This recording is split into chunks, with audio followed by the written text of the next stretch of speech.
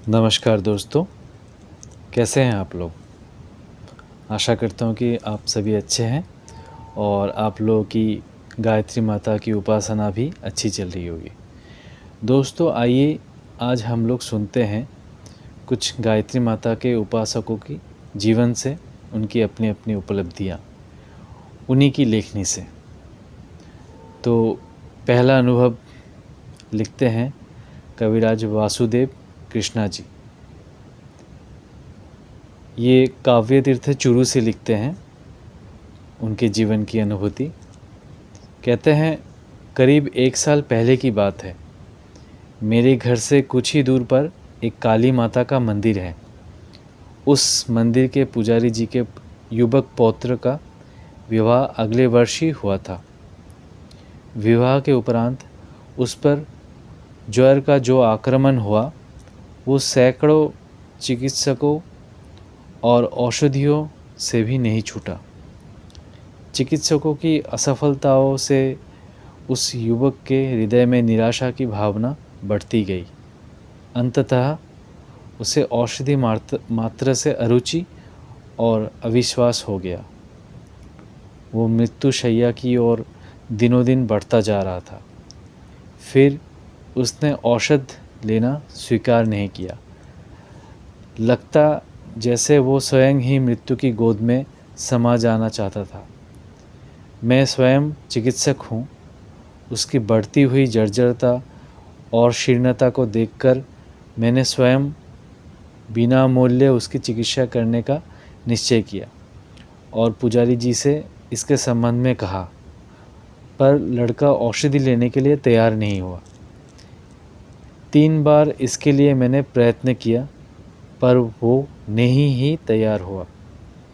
चौथी बार जबकि मृत्युशैया पर ही जा पड़ा था, न कुछ बोलने की शक्ति ही उसमें रह गई थी।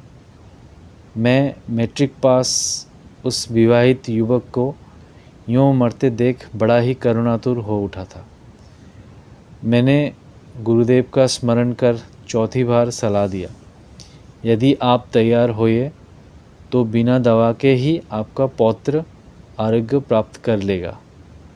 पुजारी जी शीघ्रता से प्रसन्नतापूर्वक इसके लिए तैयार हो गए। मैंने गुरुदेव का स्मरण करते हुए कह दिया कि आप 15 दिन तक गायत्री मंत्र की प्रतिदिन 25 माला जप की जाए और जप पूरा होने पर उसकी परिपूर्ति यथाशक्ति हवन द्वारा कर दीजिए। पुजारी जी ने बड़ी श्रद्धा से संकल्प लिया और जप करने लगे। लगभग 7 दिन जप करने के बाद लड़के ने स्वयं कहा, मैं औषधि लूँगा। तदुपरांत एक वैद्य जी ने औषधि दी और वो रोग मुक्त हो गया। यहाँ तक कि उसी महीने में मंदिर के सामने वाले विद्यालय में उसे नौकरी भी मिल गई। पुजारी जी मुझे सारी कहानी सुनाते हुए धन्यवाद देने लगे। मैंने कहा, जिस गायत्री माता ने उसे बचाया है उसकी उपासना आप लोग कभी नहीं भूलें। यही मेरे लिए सच्चा धन्यवाद है। पुजारी जी ने स्वीकृति जताई और मैं ये सोचता घर आया कि गुरुदेव का ये वाक्य अमोघ और पूर्ण सत्य है कि किसी की गायत्री साधना कभी व्यर्थ नहीं जाती। दोस्तों आइए अब दूसरा अनुभव सुनते हैं श्रीमती कांता देवी त्यागी जी से, जो कि धामपुर के रहने वाली हैं। लिखती हैं, मैं 1 वर्ष से पित्त वायु रोग से बड़ी दुखी थी। हर समय जी घबराता था। ना नींद आती थी, ना भूख लगती थी। हालत दिन प्रतिदिन बिगड़ती जा रही थी। अधिक कमज़ोर हो गई थी। बायां हाथ बिल्कुल बेकार चला था। उसमें ज़रा भी दर्द होने अथवा ठसका लगने से पसीने में नहा जाती थी और जी घबराने लगता था। अंदर दम सा घुटता था। डॉक्टर वैद्य तरह तरह के रोग बताकर डराया करते थे। बहुत तरह इलाज कराया। कभी 2 दिन को कुछ आराम मिला, पर फिर वही बात। मैं चारपाई से मिल गई थी। चलना फिरना तो दूर रहा, खड़े होने तक की शक्ति नहीं रही। हर समय प्राणांत का भय सामने उपस्थित रहता। माता की कृपा से एक दिन मेरी ननद बिजनौर से घर आई। बिजनौर में उन्हें किसी यज्ञ में 5-5 पैसे वाली 8 पुस्तकें भेंट स्वरूप मिली थी। उन्होंने वो पुस्तकें मुझे दिखाई और मुझे गायत्री जप करने को कहा। पुस्तकें पढ़ने को मेरी इच्छा थी, पर मैं पढ़ने में असमर्थ थी। अंत को मेरी ननद जी ने ही रात को काम से निपटने के बाद मेरे पास बैठकर उन पुस्तकों को पढ़कर सुनाना शुरू किया। मुझे सुनते सुनते नींद आ जाती।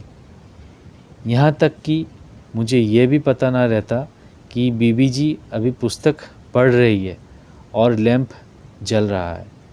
जब वो मुझे टोकती तो अचानक नींद आ जाने से मुझे शर्म मालूम पड़ती थी।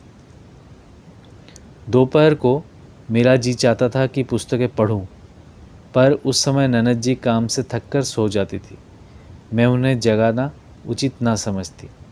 आखिर एक दिन साहस करके मैंने पुस्तक उठा ली और देवी प्रेरणावश 2 घंटे में सब पुस्तकें पढ़ ली। उस दिन मैंने अनुभव किया कि मुझे अब दिखने लगा। शुरू के दिन मैंने बिस्तर पर पड़े पड़े ही जप किया। दूसरे दिन मुंह हाथ धोकर कपड़े बदलकर तथा पृथ्वी पर बैठकर 2 मालाएं की। तीसरे दिन शिवरात्रि थी। बहुत दिनों से स्नान भी नहीं किया था। उस दिन स्नान करके 3 मालाएं की। सन 1954 की होली से 5 मालाएं जपना प्रारंभ कर दिया। चैत्र नवरात्रि के आरंभ से आज तक 11 मालाएं नित्य चल रही है।